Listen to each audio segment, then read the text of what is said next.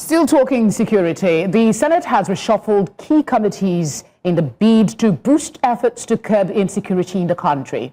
Senate President Godswill Akpabio, through the Selection Committee, appointed Senator Yahaya Abdullahi as chairman of the National Security and Intelligence Committee, replacing his role in national planning. Senator Shehu Buba now leads the Livestock and Animal Husbandry Committee, while Senator Christopher Musa takes over national planning. Senator Osita Ngu, the Senate Minority Whip, is now acting chair of the Air Force Committee due to the former chair's absence. The leadership says the shakeup aims to strengthen legislative oversight and improve response to security threats. Retired Major General Chris Olukolade is former Director of Defense Information. He joins me now from our Abuja studio to speak on the nomination of Christopher Musa as Minister of Defense and the Tuesday meeting of President Tinubu with service chiefs. Thank you very much for being here. Thank you so much for this privilege. Talk to us about your thoughts on the nomination of General Musa as the minister. Well, as you have noted and many others, it has received widespread acceptance and applause as a fitting decision at a time like this, considering the background of General Musa. If we look at his leadership as Chief of Defense Staff and his vast experience in terms of command and operations, this is the most fitting personality for this job at this time. And I think it has received widespread acceptance, both within the armed forces and the public. All right, the Senate is yet to confirm. So what are the kinds of questions you look to see them put to the nominee, and that will show their seriousness in the approach to reviewing nominees from the president? First of all, I will know, it is clear that this will not be his first appearance before the Senate. The Senate will know his background by now, and I expect that his appearance this time will be more of a smooth formality, considering the fact that his previous appearances must have convinced the senators that he has what it takes to lead the defense ministry at a time like this. And besides, I know that he's competent to engage anytime if you look at his pedigree and his previous appearances and interactions. He shouldn't have any issue. And I believe that the Senate should not have any issue passing this as quickly as expected. Talk to us about his recent experience as Chief of Defense Staff and how that likely influenced his nomination, and how that will also influence his approach when he is confirmed.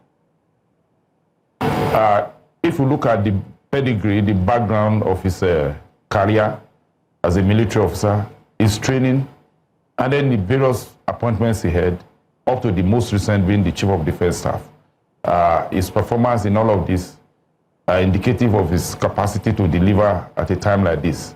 And I think this appointment is best for the nation at this time, for the fact that General Musa will find it very easy to connect with the military and with the public.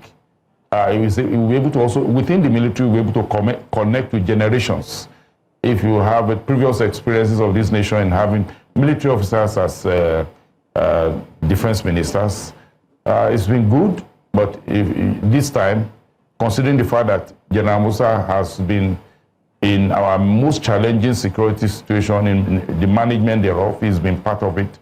And then only recently, he took what is now looking like a short leave. He's been back, will be a fresh input, and I think that he can connect with the demands and with the expectations. The officers and men are definitely excited at the return of General Musa to lead the defense ministry. I mean, prior to him being appointed the Chief of Defense Staff, in 2021, he was the commander of Operation Hadinkai, the military's flagship counterterrorism operation in the Northeast. Talk to us about his leadership at this time, for someone who watches this space, and how perhaps what he will bring from that experience to what we have currently, terrorism, kidnapping, and banditry?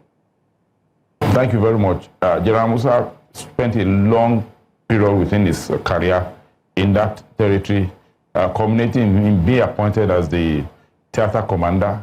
He has also commanded the multinational joint task force. All of these are based in the Northeast to oversee this operation. So he has it at his fingertips, whatever be the challenges there. And with the way he has pursued his appointment or his task as Chief of Defense Staff, you know that this is a man who has very good understanding of the mission area.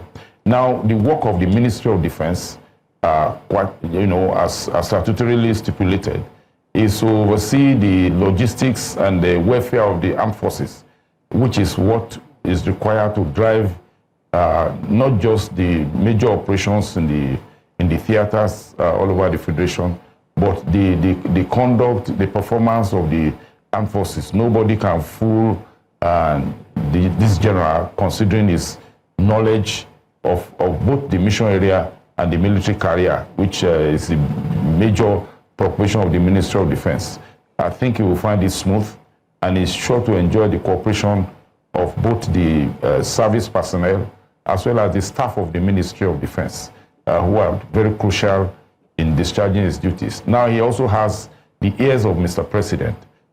This appointment is a proof of the level of confidence the President has in him, and that will also be an additional way for him to drive this appointment to a very good success.